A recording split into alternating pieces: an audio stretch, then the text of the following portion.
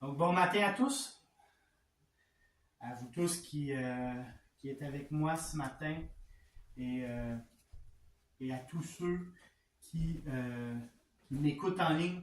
C'est vraiment un plaisir ce matin que j'ai de pouvoir vous apporter la parole. J'aimerais ce matin nous entretenir et aussi pour les prochains dimanches, nous entretenir sur le sujet du leadership selon la Bible. Je crois que nous avons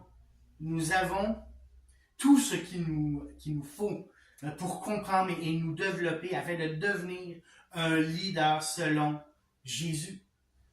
Le but du leadership, selon la Bible, n'est pas une question d'argent, ce n'est pas une question de promouvoir les affaires, le business, mais je crois que nous sommes appelés à influencer le monde dans lequel nous sommes par le message de l'Évangile, le message de Jésus-Christ. Nous sommes appelés à influencer le monde dans lequel nous sommes par le message de l'Évangile.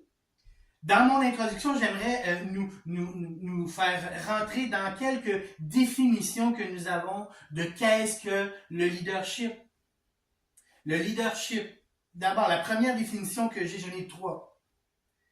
C'est un anglicisme. Le leadership, c'est l'autorité exercée par une personne ou un groupe de personnes sur un groupe qu'elle ou il représente. Donc, le leadership, c'est une autorité exercée. Deuxième définition, c'est une compétence qui permet d'influencer les gens, amenant à poursuivre avec enthousiasme les objectifs fixés pour le bien commun. Et la dernière, on conçoit le leadership comme un processus d'influence réciproque entre des personnes mobilisées pour une cause commune. Donc, nous devons savoir que le leadership, c'est une question aussi de relation. Le leadership par excellence, biblique selon la Bible, c'est des personnes qui font affaire les uns avec les autres, qui se parlent les uns avec les autres. Et ce matin, nous voulons nous concentrer sur non pas seulement des définitions d'ouvrages sur le leadership, mais nous voulons nous concentrer sur la Bible, qui, je crois, nous donne une vision par excellence, une vision du leadership par excellence, selon Jésus. Nous allons pour les prochaines semaines regarder 3 personnages de la Bible qui, je crois, ont influencé leur famille, leur culture, leur société, leur génération. Et je continue en disant ma vie personnelle. La Bible m'influence tous les jours de ma vie. Et nous voyons que si on suit les principes de la Bible, si on suit la manière dont il se comporte, il nous donne des outils, il nous amène à des bagages, une source inépuisable d'inspiration qu'ils ont en commun. Nous allons ensemble les regarder ce matin. Et pour les prochains dimanches, nous allons les regarder ensemble. Donc ce matin, je vais me concentrer sur le premier personnage que j'ai trouvé, qui m'a beaucoup inspiré, c'est Néhémie. Et j'aimerais tenter de vous, à travers ce message et à travers la semaine prochaine aussi, d'abord faire ressortir un survol du contexte historique dans lequel Néhémie était et aussi vous exposer des traits de caractère de cet homme. Parce que je crois que le leadership, c'est d'abord et avant tout le caractère d'un homme qui va définir son leadership.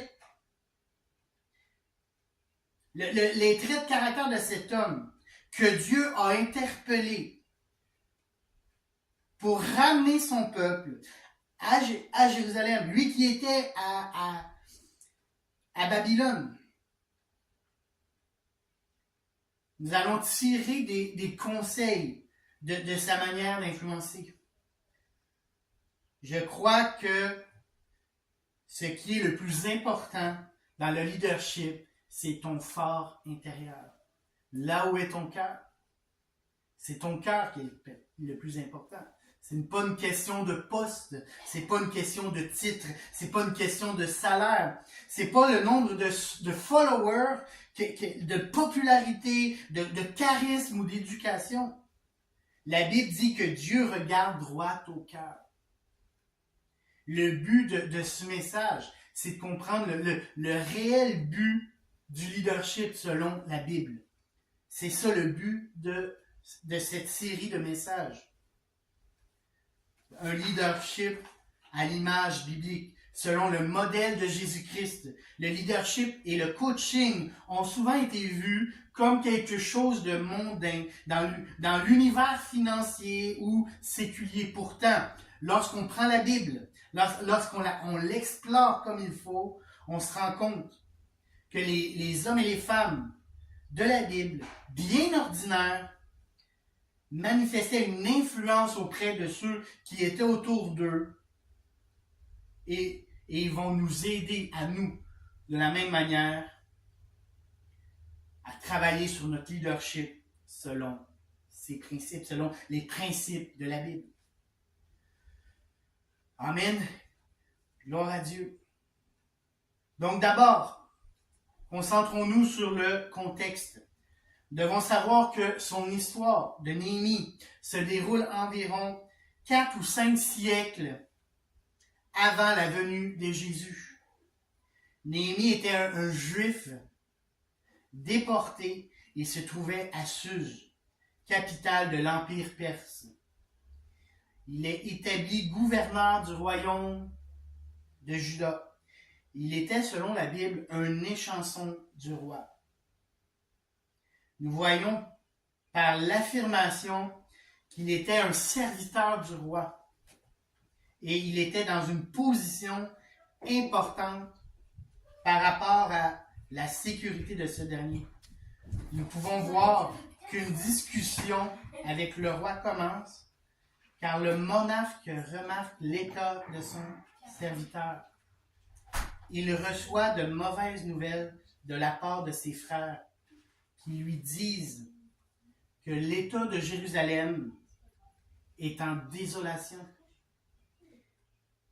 Et il eut la possibilité de parler avec le roi, ce qui était un privilège à l'époque, pour obtenir une faveur du roi.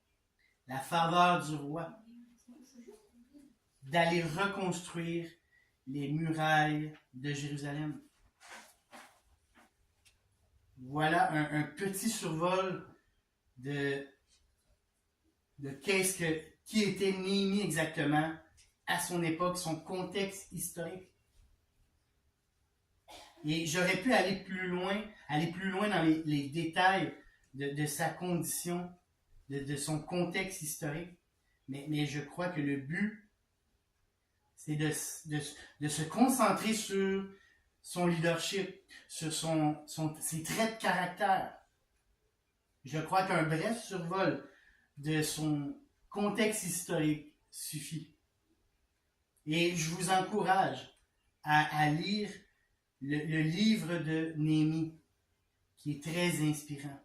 Et il a été inspirant pour moi, et je crois qu'il peut être inspirant aussi pour vous.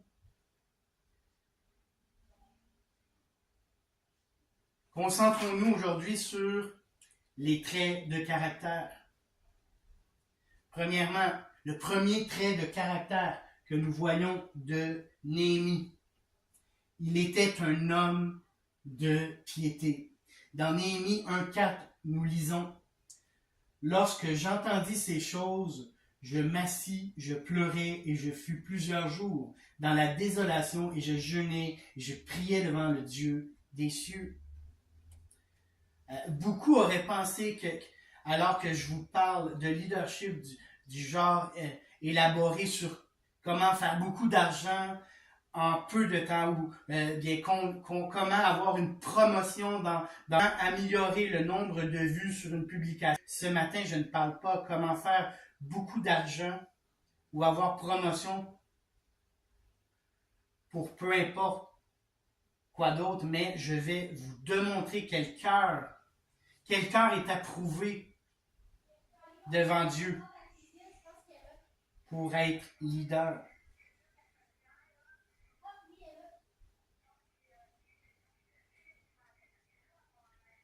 Dans le monde d'aujourd'hui, dans le monde dans lequel nous sommes, tout le monde peut diriger n'importe quoi de la façon qu'il veut et c'est correct. Et je ne veux pas que personne culpabilise ce matin en quoi que ce soit, mais je veux seulement mettre en lumière le leadership par excellence qui est dans la Bible. La piété de Néhémie était évidente pour ce premier trait. Il était un homme proche de Dieu. Nous voyons que Néhémie, dans ce passage, était un homme qui va devant Dieu. Il est essentiel de comprendre ceci. Un leader spirituel est un homme, une femme qui va mettre sa confiance en son Dieu, peu importe les circonstances qu'il va vivre. Il va avoir une piété à toute épreuve. Peu importe qu'est-ce que tu vis, que ce soit de la peur, de l'anxiété, des difficultés, de l'incompréhension, du découragement, Jésus est là et il veut que tu te tournes vers lui. Peut-être que tu entends ce message-là ce matin, peut-être ici, là, parmi nous, ou bien devant ton écran, en train d'écouter de la musique, et en même temps tu tombes sur ce message-là. Je me dois de te dire que Dieu a un plan pour toi. Et Dieu veut que tu te tournes vers toi, afin que tu entreprennes le plan que tu as sur ta vie, qui est le plan de Dieu. Dans Matthieu 28, 18, il est écrit « Je suis avec vous tous les jours jusqu'à la fin. »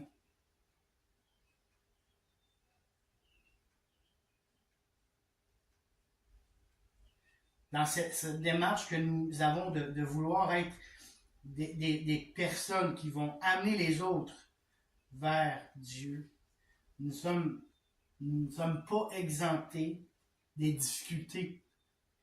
Et je vous avouerai que le découragement vient souvent les lundis pour moi. Pour ma part, les lundis et souvent des journées de découragement.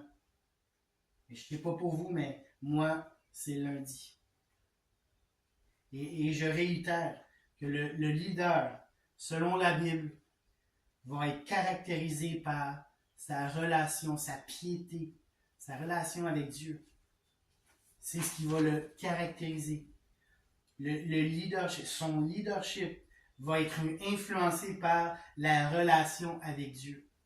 Si ta relation avec Dieu a de la misère, ton leadership va avoir de la misère. Mais l'appel ici n'est pas d'être parfait. Ton appel ce matin, c'est pas de considérer que tu vas peut-être avoir une vie parfaite si tu entreprends de devenir un leader selon la parole de Dieu. Mais c'est de viser qu'au travers de ton leadership, tu vas avoir une relation avec Jésus qui va être intacte, même si tu as des choses difficiles qui se produisent dans ta vie. Et je crois que ça, c'est un processus. Et cela m'amène à te poser la question, comment va ta relation avec ton Dieu? Prends le temps d'y penser. C'est le temps de t'arrêter et de réfléchir sur comment va ta relation avec ton Dieu. Donc, le leader, selon la Bible, va être caractérisé par sa relation avec son Dieu. Deuxième trait de caractère que nous voyons, Néhémie était un homme humble. Dans Néhémie 1,7, il est écrit « Nous t'avons offensé et nous n'avons point observé les commandements, les lois et les ordonnances que tu prescrivis à Moïse, ton serviteur. » On voit ici le terme « midvad » qui signifie avouer ou confesser, ce qui veut dire être pris dans cette conscience que j'ai mal agi. Nous sommes appelés à être vrais, honnêtes, authentiques. Être authentique et surtout prêt à reconnaître nos erreurs. Je le répète encore. Nous sommes appelés à être vrais, honnêtes, authentiques et surtout prêts à reconnaître nos erreurs.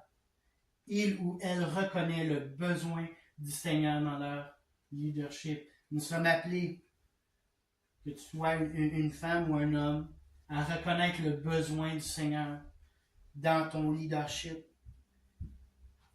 L'orgueil ne va pas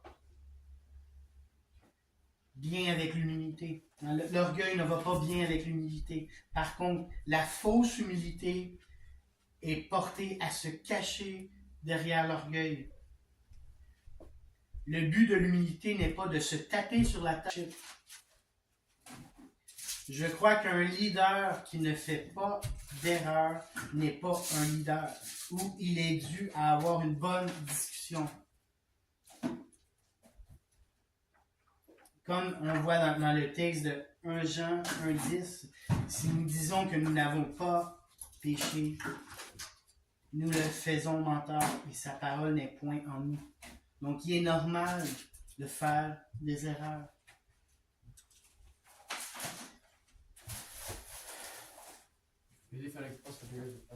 Cela me fait penser à cette situation à la maison. Il n'y a pas si longtemps, il y a eu quelques temps, mes deux garçons qui se sont mis à chicaner pour un dessin. Il était difficile pour eux de reconnaître, d'accepter leur faute.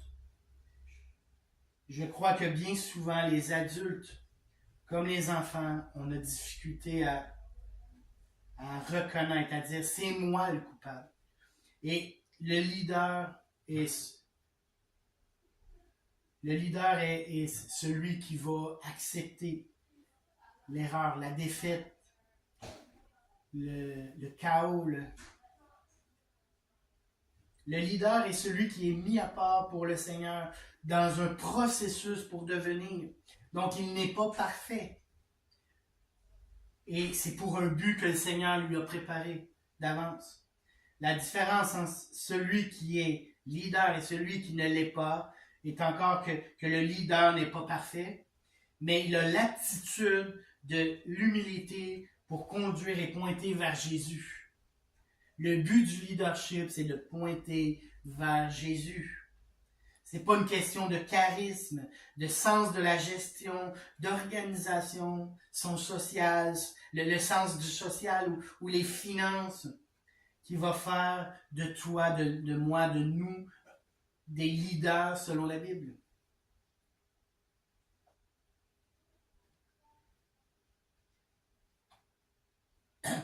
Donc, pour terminer, un leader spirituel est un homme, une femme vrai, honnête, authentique et surtout prêt à reconnaître leur erreur.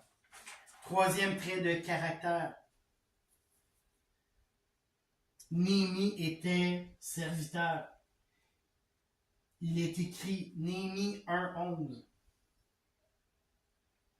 Ah Seigneur, que ton oreille soit attentive à la prière de ton serviteur et à la prière de tes serviteurs qui veulent craindre ton nom.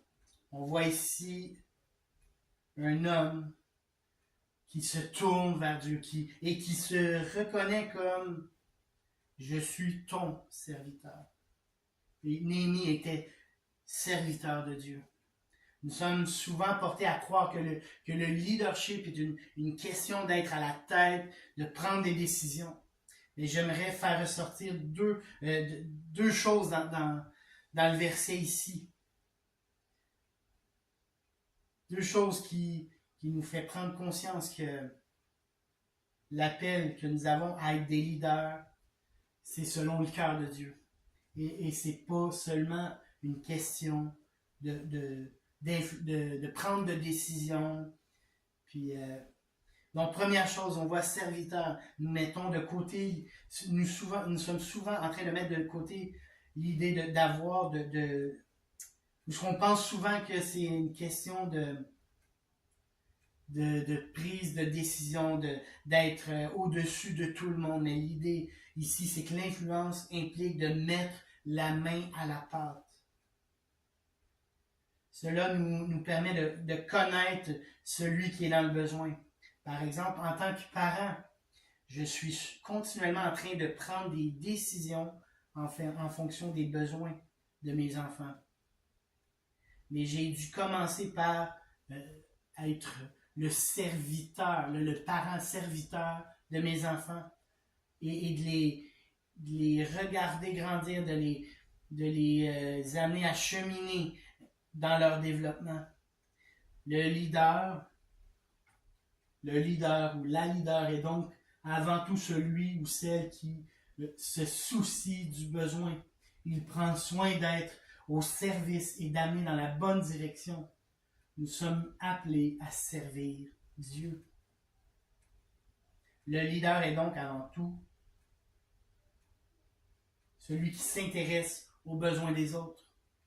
Il est intéressant de voir que Néhémie se nommait comme étant le serviteur du Dieu Tout-Puissant avant d'avoir une toute autre fonction.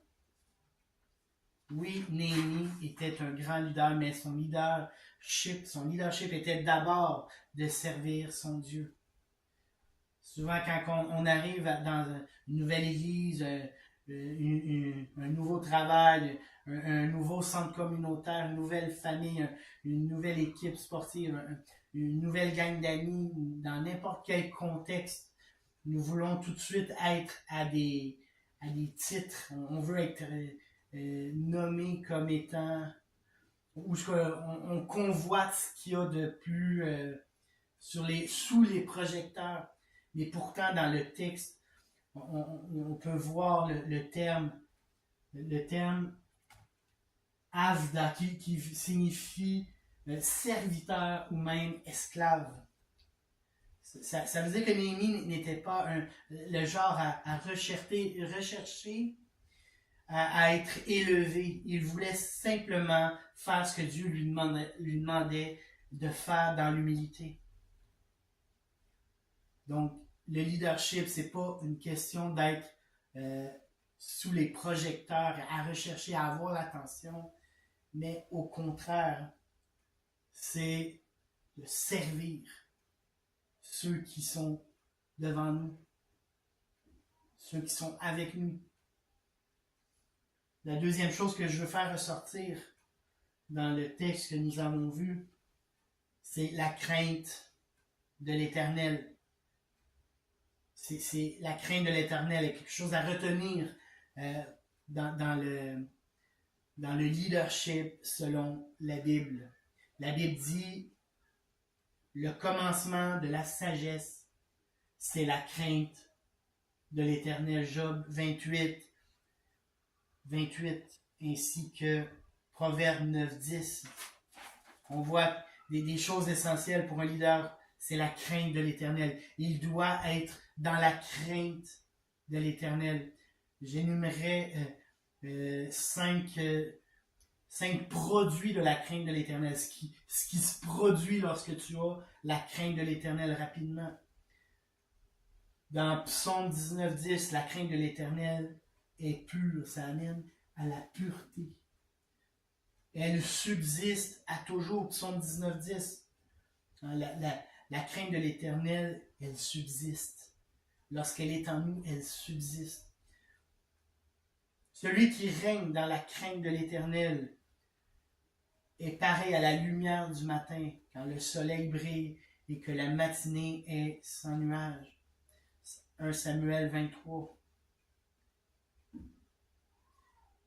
Proverbe 1,7. La crainte de l'Éternel est le commencement de la science. C'est le commencement de l'intelligence, de la réflexion, d'être capable de prendre de bonnes décisions. Donc, on voit dans ces passages-là une brève description de ce que c'est la crainte de l'Éternel. Et qu'est-ce que cela en résulte? Et ce matin, je veux vous dire que le début du leadership, c'est la crainte de l'Éternel. Si tu veux être si nous voulons être un leader par excellence, un leader qui reflète la parole de Dieu, nous devons avoir la crainte de l'Éternel. C'est, selon moi, selon la Bible, c'est un prérequis. Nous sommes appelés à devenir un leader selon la Bible, selon la parole de Dieu. Pour terminer, j'aimerais nous amener à un chemin de réflexion, un chemin d'application, afin de devenir un leader spirituel, un leader selon la Bible. Il est utile d'avoir non seulement de la théorie, mais aussi des pistes pratiques. Il est pertinent de sortir des éléments sur papier, mais aussi de mettre au défi de faire ce que la parole de Dieu nous demande, de mettre en pratique la parole de Dieu.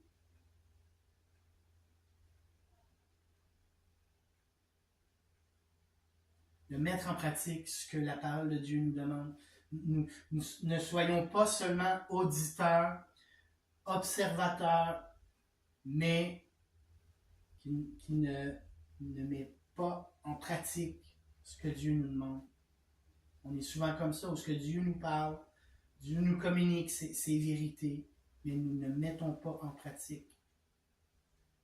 La première piste de développement pour être un leader selon la Bible est cette question que je vous propose.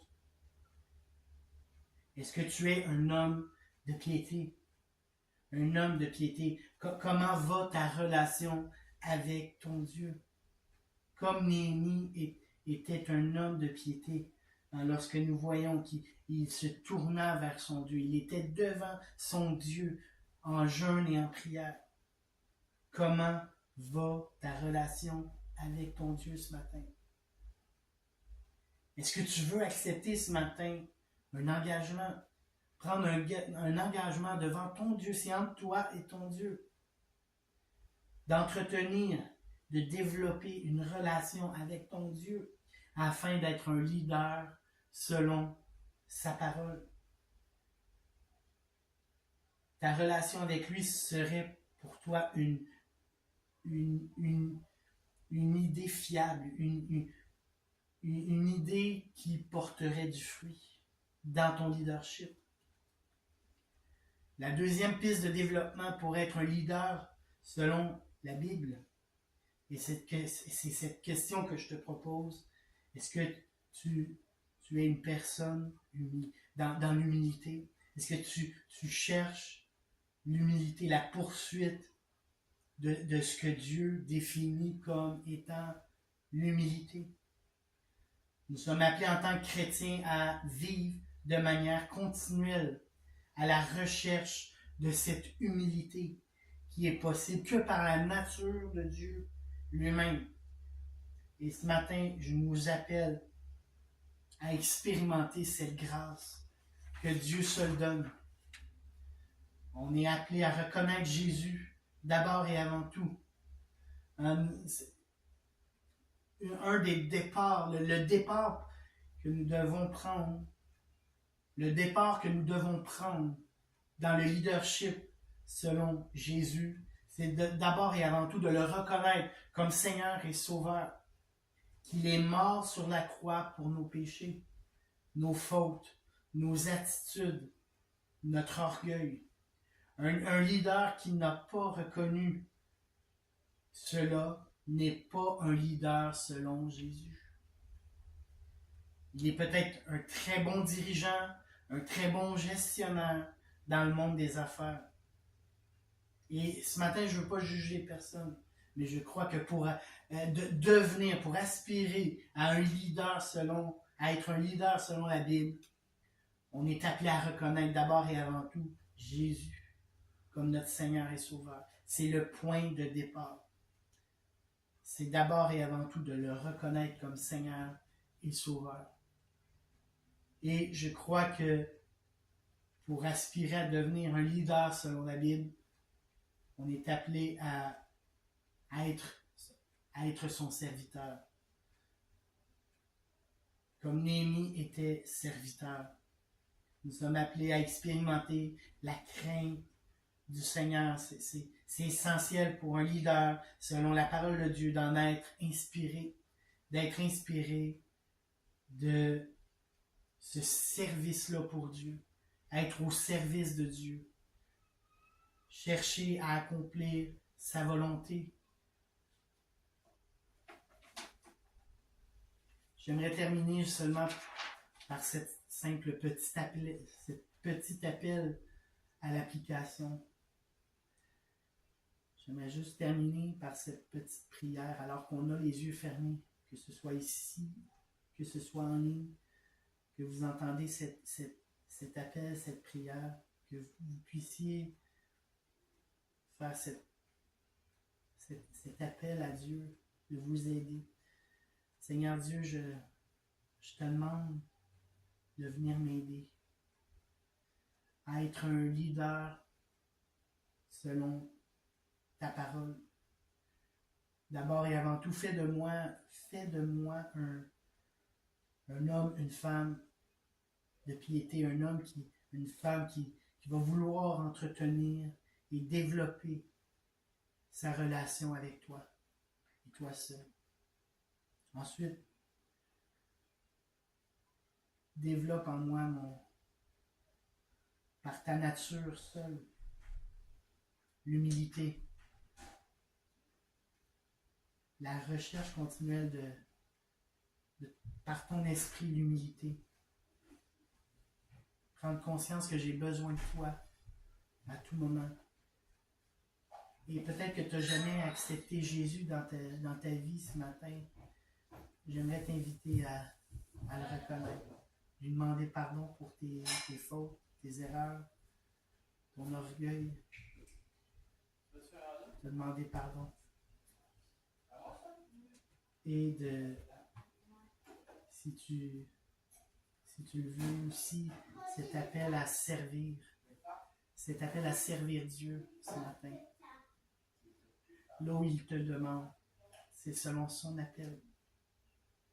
Selon sa parole, selon ce qu'il veut lui et rien d'autre. Selon ce que lui veut. On est appelé ce matin à expérimenter la crainte du Seigneur, à expérimenter, à être inspiré